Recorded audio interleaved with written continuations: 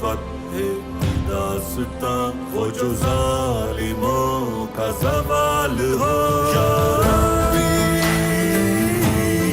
یا ربی یا ربی یا ربی.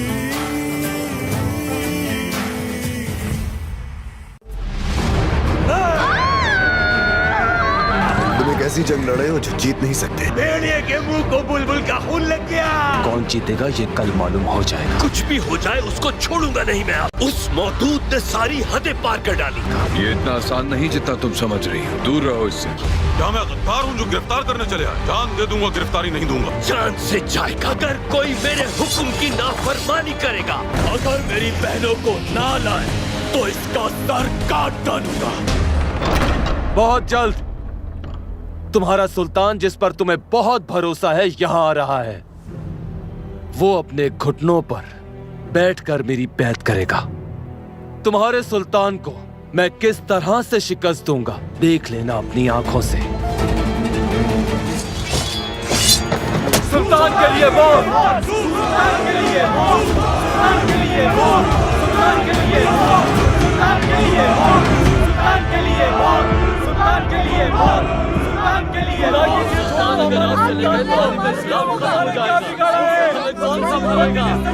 ہم کیا کریں گے؟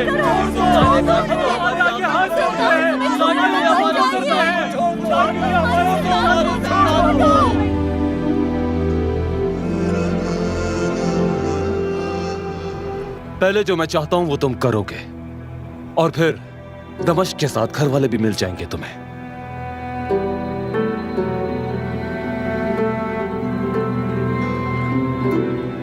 شہر کے بیچوں بیچ مجھ سے وفاداری کا حلف اٹھانا ہوگا اور آج سے میرے ماتحت بن کر دمشق پر حکومت کرو گے. تم ایسا کرو گے تو گھر والوں کے ساتھ دمشق بھی مل جائے گا. ہمارے سر جھکتے ضرور ہیں لیکن صرف اللہ کے آگے. اور دشمن ایک مومن کا سر شہید ہونے سے پہلے نہیں جھکا سکتا.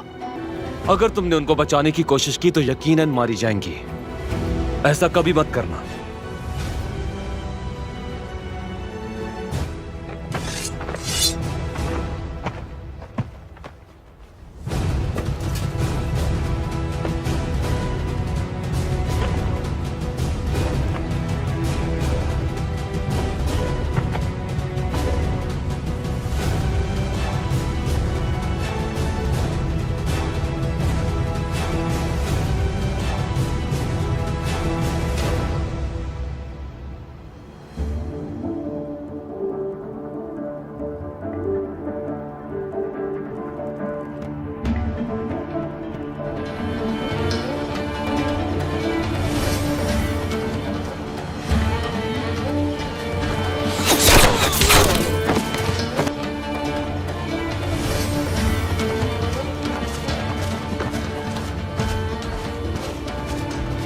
سلطان نور الدین، یا میرے ہاتھ پر بیعت کرو گے یا اپنے گھر والوں سے جدا ہوگے.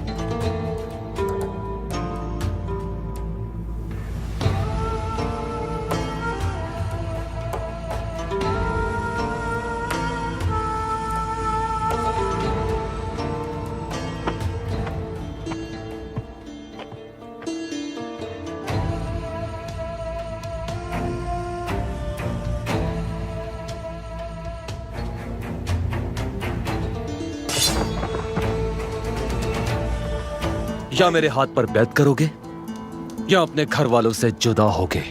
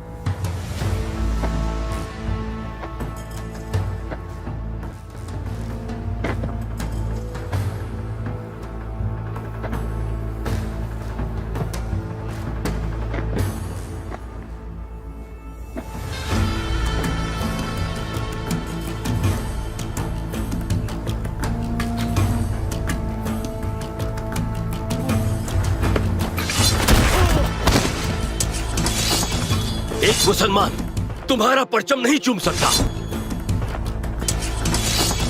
फाड़ सकता है।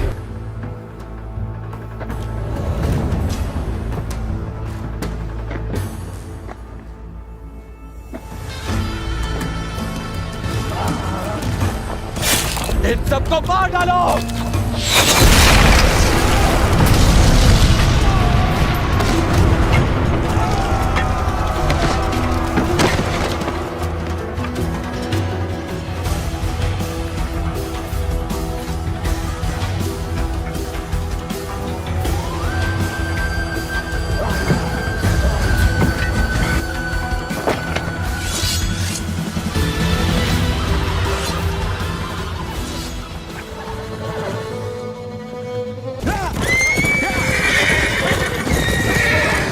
औरतों की हिफाजत करो।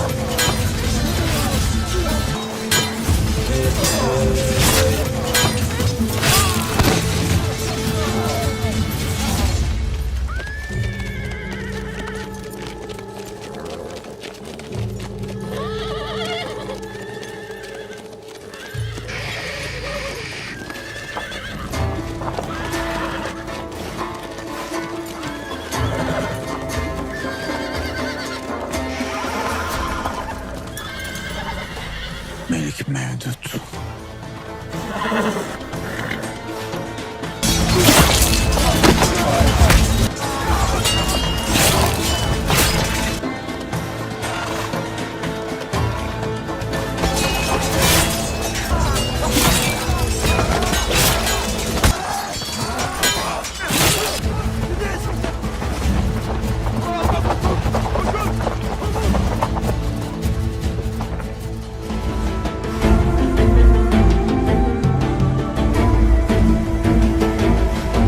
सलेबियों के साथ इत्तेहाद करके तुम हमारे खिलाफ कैसे आ सकते हो?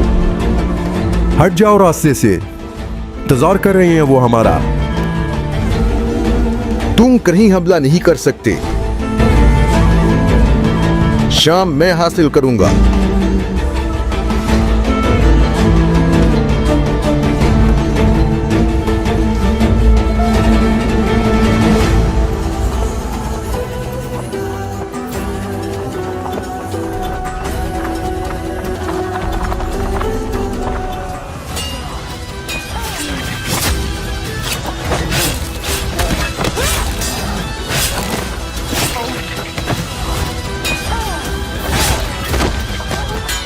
फौज ने अभी तक हमला नहीं किया। फौज ना आई तो अब दरवाजे से बाहर निकलकर फौज का इस्तकबाल करते हैं। शाबाश।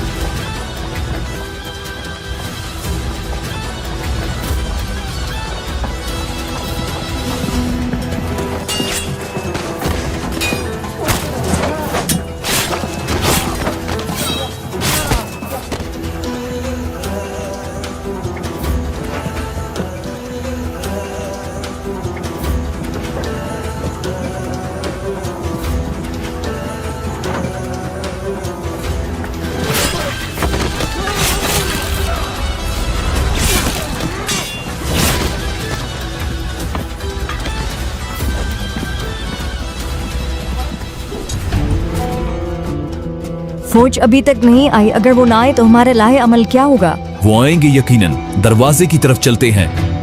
इदरीस, तुम लोग सुरैया और राबिया को सही सलामत यहाँ से बाहर निकालो। हम भी जंग करेंगे भाई, आपको तन्हा नहीं छोड़ेंगे यहाँ। हम तुम्हारे लिए ही यहाँ हैं। दरअसल तुम्हें सही सलामत यहाँ से बाहर निकालना है। हम इनसे निमट लेंगे, इत्मीनान रखो। शाबाश।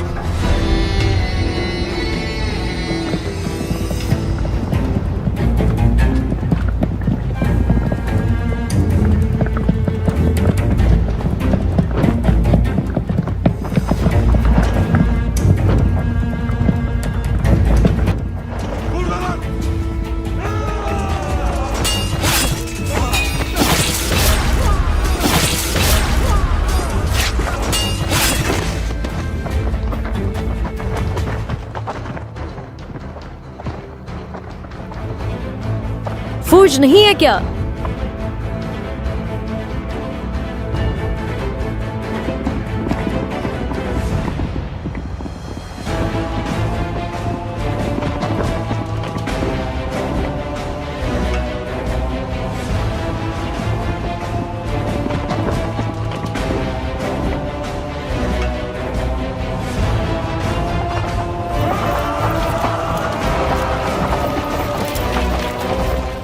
मैंने तुम्हारी फौज को यहां पहुंचने से पहले ही हरा दिया सुल्तान नूरुद्दीन।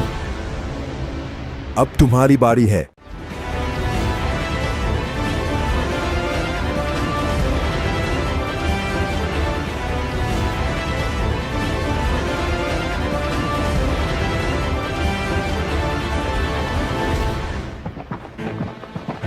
क्या जल्दी है सलाहुद्दीन?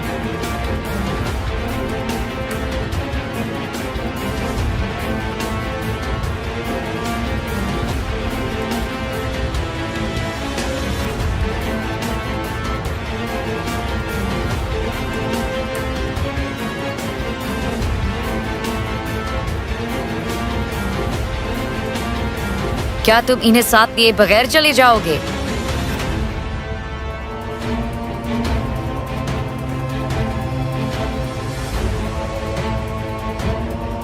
मैंने कहा था कि तुम लोग यहां से नहीं निकल पाओगे। फंस गए ना? अब मौत का वक्त है सलाहुद्दीन।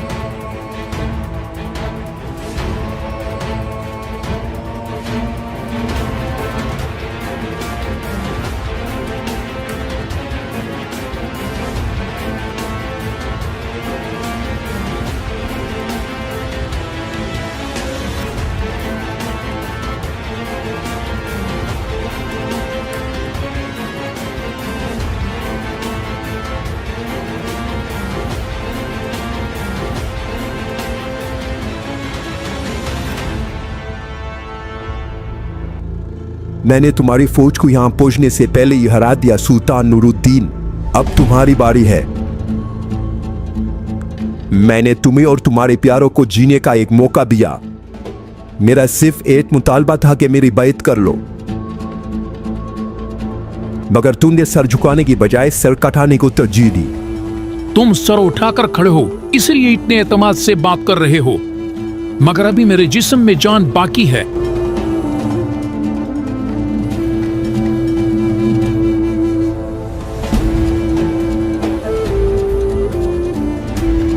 क्या तुम्हें अपनी फौज पर भरोसा है? हाँ,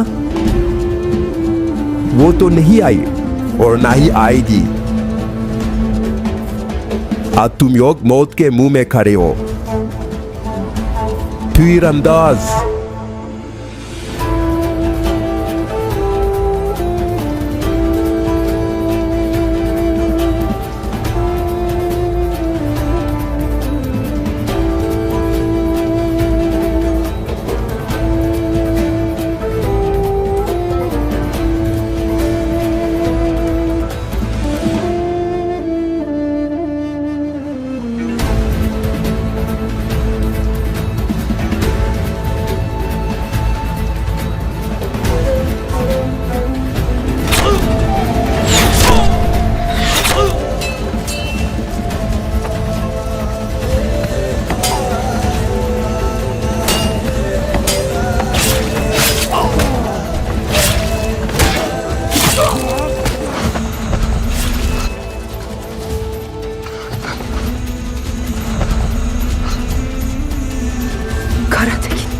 मैं औदे हुआ पखातून।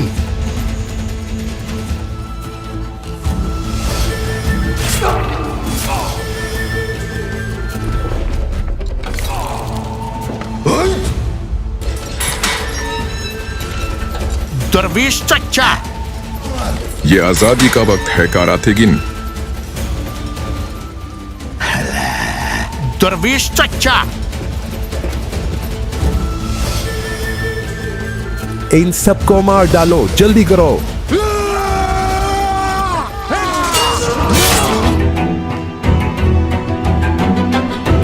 भागने की कोई जगह नहीं बची सलाहुद्दीन। हथियार डाल दो वरना पहले हम इन्हें मारेंगे और फिर तुम्हें।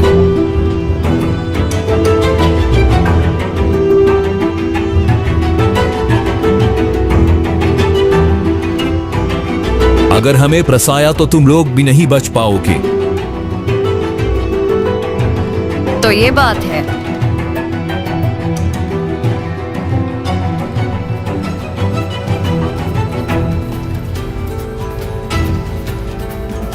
सिपाहियों, इन सबको मार डालो, छोड़ना मत किसी को, जल्दी करो।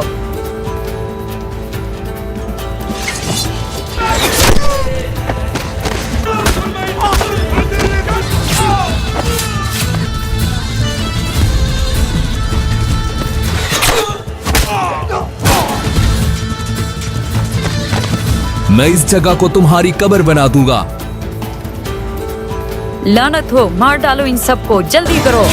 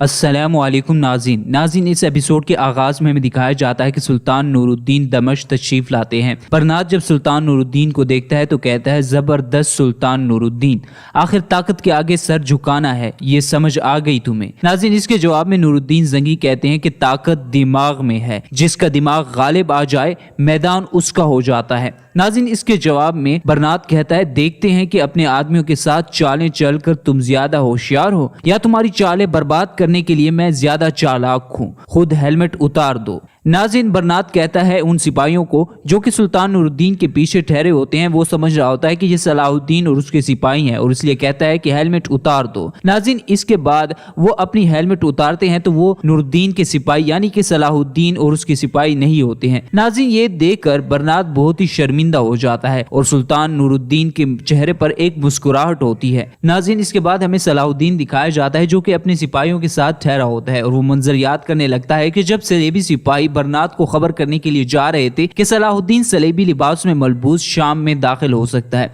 नाज़रीन, हमें दिखाते हैं कि उन सलेबी सिपाहियों को रस्ते ही में सलाहुद्दीन और उसके सिपाही मार देते हैं।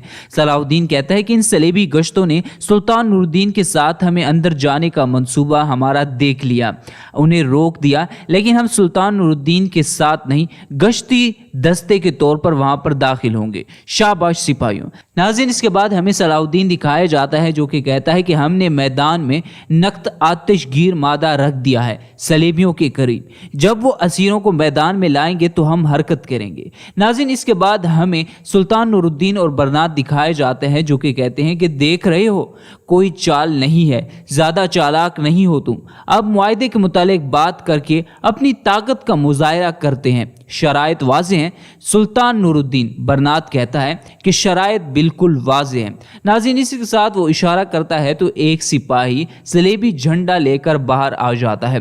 नाज़रीन, वो कहता है, बरनात कहता है कि सबके सामने हमारे झंडे को चूमकर मेरी बैत करोगे और अब से मेरे ज़ेरे हुक्म रहकर मेरी बर्तरी को कबूल करने का ऐलान करोगे। नाज़रीन, इसके जवाब में सुल्तान नूरुद्दीन कहते हैं कि मुआहदे में जानबीन लचक दिखाते हैं, اسیروں کو یہاں لاؤ, پہلے میری بیعت کرنی ہوگی پھر انہیں لے جا سکتے ہو. ناظرین, برناد یہ کہتا ہے سلطان نور الدین سے.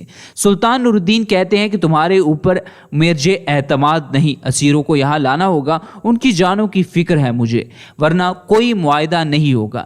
ناظرین, برناد یہ کہتا ہے کہ لے آؤ اسیروں کو. ناظرین, اس کے بعد صلیبی سپاہی جانے لگتے ہیں.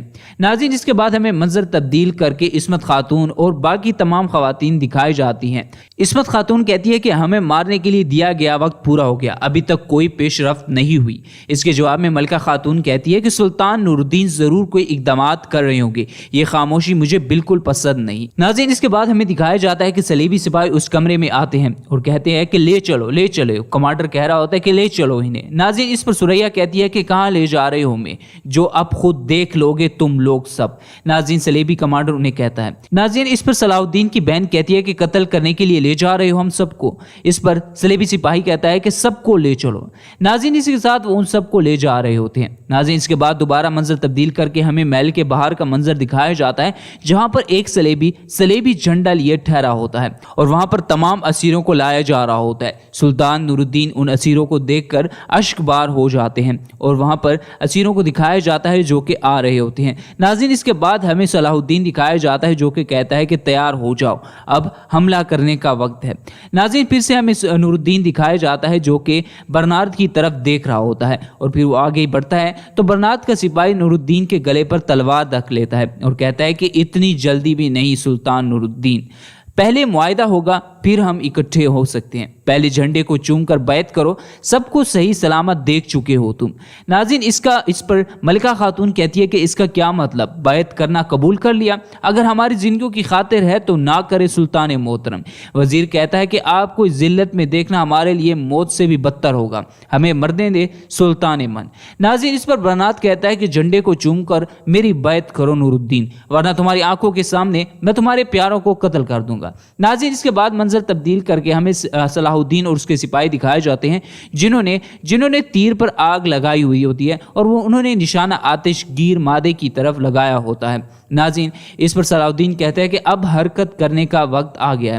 ناظرین, صلاح الدین یہ کہتا ہے اور نشانہ لگانے ہی والا ہوتا ہے کہ اوپر سے صلیبی سپاہی آ کر انہیں گرفتار کر لیتے ہیں. صلیبی سپاہی کہتا ہے کہ آخرکار تم پکڑے گئے صلاح الدین, آخرکار تم پکڑے گئے, اب تمہیں برناد کے پاس لے جانا ہوگا. ناظرین, اس کے بعد دوبارہ سے ہمیں برناد اور نور الدین دکھائے جاتے ہیں اور کہتا ہے کہ آخری بار کہہ رہا ہوں بیعت کرو ورنہ یہ مر جائیں گے. برناد نور الدین سے کہہ رہا ہوتا ہے. اس کے بعد پھر سے ہمیں صلاح الدین دکھایا جاتا ہے جو کہ کہتا ہے کہ ہم تمہیں کمانڈر برناد کے پاس لے جائیں گے. ناظرین, اس کے بعد پھر سے ہمیں صلاح الدین اور اس کے سپاہی دکھائے جاتے ہیں جن کو صلیبیوں نے گرفتار کیا ہوتا ہے. ایک صلیبی سپاہی کہتا ہے کہ ہم تمہیں کمانڈر برناد کے پاس لے جائیں گے, وہ تمہیں میدان میں قتل کریں گے. ناظرین, یہ دیکھ کر صلاح الدین بہت ہی پریشان ہو جاتا ہے اور وہ نور الدین زنگی کی طرف دیکھنے لگتا ہے. ناظرین, صلاح الدین اور اس کے سپاہی اچانک صلیبیوں پر حملہ کر دیتے ہیں اور انہیں ایک ایک کر کے مار دیتے ہیں. ناظرین, پھر سے ہمیں نور الدین اور برناد دکھایا جاتا ہے. نور الدین اپنے گلے سے تلوار ہٹاتا ہے اور آہستہ آہستہ جھنڈے کی طرف بڑھ رہا ہوتا ہے. ملکہ خاتون کہتی ہے کہ سلطان مت کریں.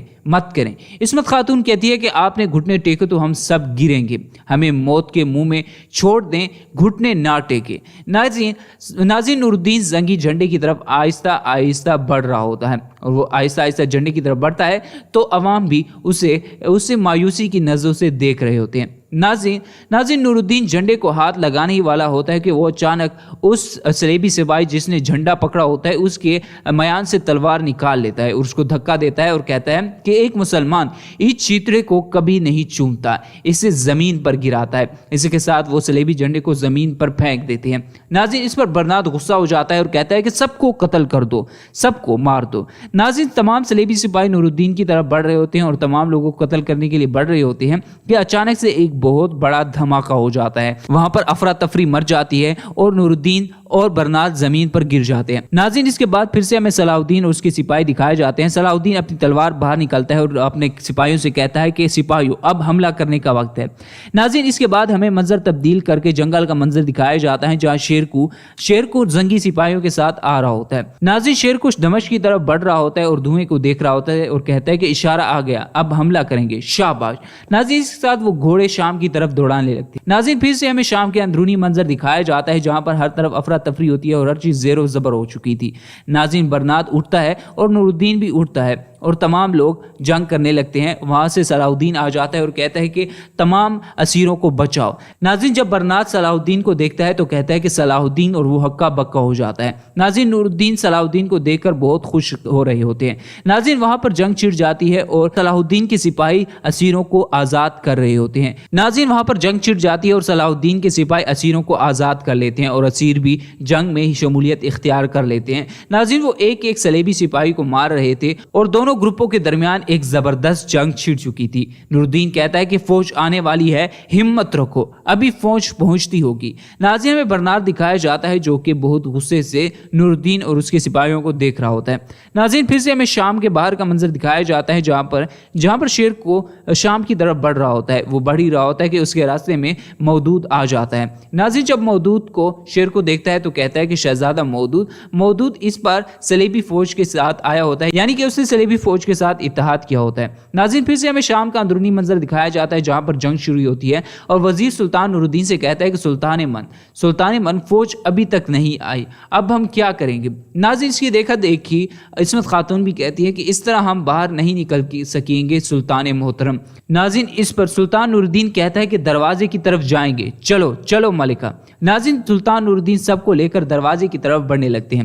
ناظرین اس کے بعد ہمیں صلاح الدین اور اس کے سپاہی دکھائے جاتے ہیں جو کہ صلیبیوں کے مد مقابل ہوتے ہیں۔ صلاح الدین تمام صلیبیوں کو موت کے گھاٹ اتارنے کے بعد کہتا ہے کہ وہ شہر کے چاروں طرف ہوں گے۔ سوریا کہتی ہے کہ فوج کہاں ہے، کوئی گڑبڑ ہوگی، دروازے کی طرف چلیں، صلاح الدین کہتا ہے۔ ناظرین اس پر برنات کہتا ہے کہ کسی کو زندہ نہ چھوڑنا، فوراً ان کے پیچھے جاؤ۔ ناظرین صلیبی سپاہی صلاح الدین اور اس کے سپاہیوں کے پیچھے بھاگنے لگتے ہیں۔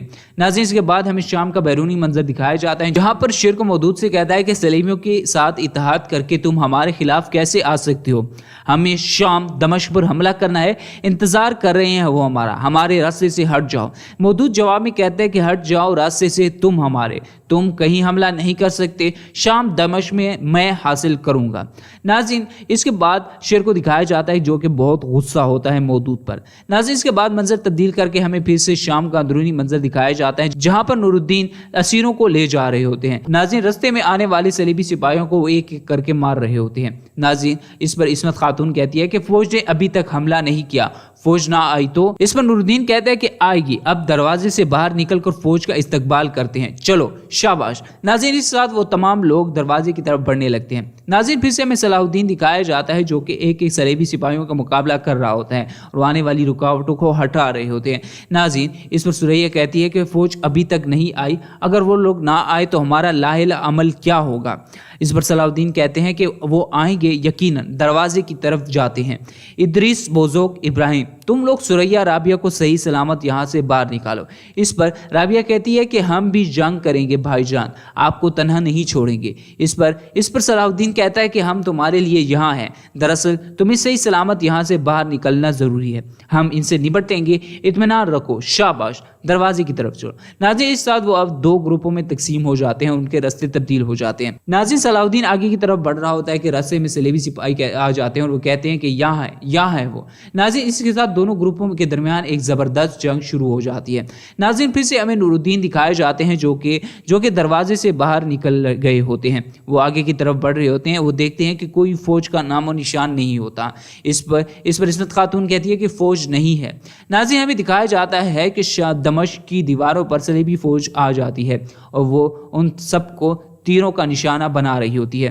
ناظرین صلیبی سپاہیوں نے اپنی پوزیشن سنبھال رکھی ہوتی ہے اور وہ دیکھتے ہیں کہ آگے سے بھی انہیں صلیبی سپاہی گھیر لیتے ہیں۔ ناظرین یہ برنات تھا، وہ آگے کی طرف بڑھ رہا ہوتا ہے اور کہتا ہے کہ تمہاری فوج کے یہاں آنے سے پہلے ہی میں نے اسے شکست دے دی، اب تمہاری باری ہے۔ ناظرین نور الدین جب یہ بات اس کی سنتا ہے تو بہت ہی زیادہ پریشان ہو جاتا ہے۔ ناظرین اس کے بعد ہمیں پھر سے شام کا اندرونی منظر دکھایا جاتا ہے جہاں پر صلاح الدین کہتا ہے کہ دروازے کے قریب ہیں ہم لوگ، جلدی کرو، فوج آنے ہی والی ہوگی، جلدی کرو، آگے بڑھو۔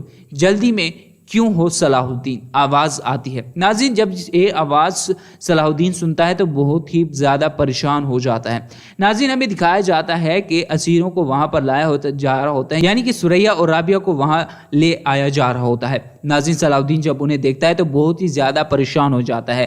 انہوں نے صلاح الدین کے سپاہی، صلاح الدین کی بہن اور بیوی دونوں کو گرفتار کیا ہوتا ہے۔ ناظرین اس پر ملکہ وکٹوریہ کہتی ہے کہ انہیں لینے سے پہلے جا رہے ہو؟ ہاں صلاح الدین۔ ناظرین وہ دیکھتا ہے کہ دیواروں پر بھی صلیبی سپاہیوں نے پوزیشن سنبھال لی ہوتی ہے اور ان کو چاروں اطراف سے گھیرا جا چکا ہوتا ہے۔ ناظرین صلاح الدین یہ دیکھ کر بہت زیادہ پریشان ہو جاتا ہے۔ ملکہ کہتی ہے کہ تمہیں کہا تھا کہ یہاں سے باہر نہیں نکل سکتے۔ ناظرین اس کے بعد صلاح الدین کو دکھایا جاتا ہے جو کہ بہت ہی زیادہ پریشان ہوتا ہے۔ ناظرین اس ایپیسوڈ کا یہیں پر اختتام ہوتا ہے۔ امید ہے کہ آج کا ہماری ویڈیو آپ کو پسند آئی ہوگی۔ اگر آج کا ہماری ویڈیو آپ کو پسند ہے تو ہمارے چینل کو ضرور سبسکرائب کریں، ساتھ ہی بیل کے آئیکن پر ضرور کلک کریں تاکہ مزید ایسی ویڈیوز کے اپڈیٹس کا نوٹیفیکیشن آپ تک بر وقت پہنچ سکے۔ اس بندہ نئی چیز کو اجازت ملتی ہے نئی ویڈیو ساتھ، تب تک کے لیے اللہ حافظ۔ سقراط یونان کے مشہور نامور حکماں سے تھا۔ ایتھنز میں پیدا ہوا۔ یہ شہر کس وقت میں یونان کا دارالسلطنت تھا۔ اس میں یونیورسٹیاں بھی تھیں۔ سقراط کا باپ ایک بت تراش تھا۔ آبائش پیشہ کی یاد سے وہ عید اثر نے بھی سنگ تراشی میں مشرق بہم پہنچائی، مگر اسے فلسفہ کا نہایت ہی شوق تھا۔ مگر اسے آخر فلسفہ کی تحلیل کا شوق ہو، چونکہ طبیعت میں قدرتی طور پر اعلیٰ درجہ کی صلاحیت موجود تھی، اس نے نہایت تیزی کے ساتھ فلسفہ کا اثر قبول کیا۔ اوائل عمر میں باقاعدہ آئین ملک کی فوج میں داخل ہونا پڑا۔ کئی لڑائیوں میں اس نے بڑے بڑے کارنامے دکھائے۔ زنوفون اور ایلسی بائٹز سے لائق شخصوں کی جان اس نے بچائی، اس وجہ سے ان دونوں کو بھی اس کے ساتھ بہت محبت تھی۔ زنوفون فوج کا ایک سردار ہونے کے سوا صاحب تصنیف بھی تھا، اس کی تصنیفات خاص پایا کی ہیں۔ ایلسی بائٹز ایک امیر باپ کا بیٹا تھا، ہر قسم کے اوصاف اس میں کوٹ کر بھرے ہوئے تھے۔ حسن صورت کے ساتھ اعلیٰ حسن سیرت، سونے پر سہاگا کے رتبہ رکھتی تھی۔ لڑائی سے فراغت کے بعد سقراط نے بھی پہلے وضع تبدیل کر دی، کھانے کپڑے میں سادگی برتی، فلسفیانہ تحریر شائع کی، ہم وطنوں کو پابندی مذہب کی تاکید تھی۔ رفتہ رفتہ حکیموں کی ایک کثیر جماعت اس کے خیالات سے فائدہ اٹھانے لگی۔ پڑھنے پڑھانے کا سلسلہ جاری ہوا۔ مختلف باغوں اور دریاؤں کے کناروں پر اب یہ اپنے شاگردوں کو حکمت فلسفہ کے نازک مسئلے سمجھایا کرتا۔ یہ طبیعت کا بہت آزاد تھا اور انتہائی درجہ کا خوش تقریر بھی۔ اس کی فلسفیانہ نکتہ سخیاں آخر میں اس کے ہموطنوں کے لیے رشک و حسد کا باعث بنی۔ ایک شاعر نے اس کی ہجو لکھی، اس میں جس کا منشا یہ تھا کہ سقراط نوجوان ایتھنز کے اخلاق کو خراب کرتا ہے، لڑکوں کو سکھلاتا ہے کہ اپنے والدین کی اطاعت سے انحراف کریں۔ عدالت نے اس بنا پر سقراط یعنی کہ سوکریٹ کو مجرم ٹھہرایا اور تحقیقات کی گئیں۔ نتیجہ اس کو گردن زدنی ثابت کرتا تھا۔ یہ حراست میں لے گیا، اس کے احباب نے رہائی کی بہترین صورتیں نکالیں۔ خود داروغہ جیل اس کے بھاگنے جانے پر راضی ہو، مگر سقراط کو جس وقت اس ارادے کی خبر دی گئی، اس نے اختلاف کیا اور نہایت استقلال سے بات کی کہ میں موت سے بھاگنا نہیں چاہتا۔ جیل میں اسے زہر کا پیالہ دیا گیا، اس نے بے تکلفی سے اپنے ہونٹوں سے لگایا اور اپنی جان دے دی۔ سقراط کے خون ناحق سے اہل ایتھنز کو بعد میں سخت پشیمانی ہوئی، اس کے دشمن کو نہایت ذلت کے ساتھ اپنی نالائکی کے خمیازے کھینچنے پڑے۔ سقراط کی سوانح عمری زنوفون اور افلاطون نامی اس کے شاگردوں نے لکھی۔ ان دونوں نے اس کے اقوال کی علیحدہ علیحدہ ترتیب دی ہے جو واقعی دیکھنے کے لائق ہے۔ سقراط نے شادی بھی کی تھی، اس کی بیوی بہت ہی بد مزاج تھی اور نالائق تھی۔ سقراط کے ساتھ اس کا برتاؤ سخت تھا، لیکن وہ ہمیشہ اس سے نرمی کے ساتھ پیش آیا کرتا تھا۔ اس نے اپنی بیوی کی بدمزاجی سے فائدہ اٹھایا، اس کی کچی پکی سہ لینے سے یہ انتہائی درجہ کا برداشت کا خوگر ہو گیا۔ 470 برس بیشتر حضرت عیسیٰ کے پیدا ہوا اور 399 برس قبل وفات پائی۔ سقراط کی رائے موجودہ وقت کسی آنے والے دن کی امید پر رائے گاہ کر دینا بڑی غلطی ہے۔ وہ کسی چیز کا پس اندازہ کرنا اس لیے سرے سے فضول سمجھتا ہے۔ اقتصاب علم کے لیے اس کے خیال میں کسی وقت خاص تاکید قید نہیں ہے۔ عمر کا ہر انسان کی معلومات کو ترقی دے سکتا ہے۔ اس کی رائے میں قطب بینی ایک عیش ہے جو ہر شخص کا اختیاری امر ہے۔ وہ ایک جاہل کو واجب الرحم سمجھتا ہے، مگر اسے بھی زیادہ اس شخص کو ہمدردی کرتا ہے جس کا مربی کوئی بد تہذیب اور تاریخ خیال آدمی ہو۔ وہ کہتا ہے کہ عالی ظرف کی پہچان یہ ہے کہ دشمن کے ساتھ بھی معزز برتاؤ ہو، زیادہ سے زیادہ کوششیں اس کی یہی تک محدود ہوں گی کہ دشمن کو تکلیف دینے سے محفوظ رہ سکے۔ غیبت کرنے والوں یا ایسے لوگوں کو جن کو دوسروں کی برائی میں دلچسپی ہوتی ہے وہ تشریع و شریف نہیں سمجھتا ان کو۔ ان کے ساتھ انتہائی رعایت یہ ہے کہ ان کو کمینہ کہہ جائے، آخر وہ ہر شخص کو اپنے کانشنس کی پیروی کی تاکید کرتا ہے۔ اس نے زور دے کر یہ بات کی ہے کہ صرف اصلیت پر نظر ہونی چاہیے، اس سے غرض نہیں دوسرے کیا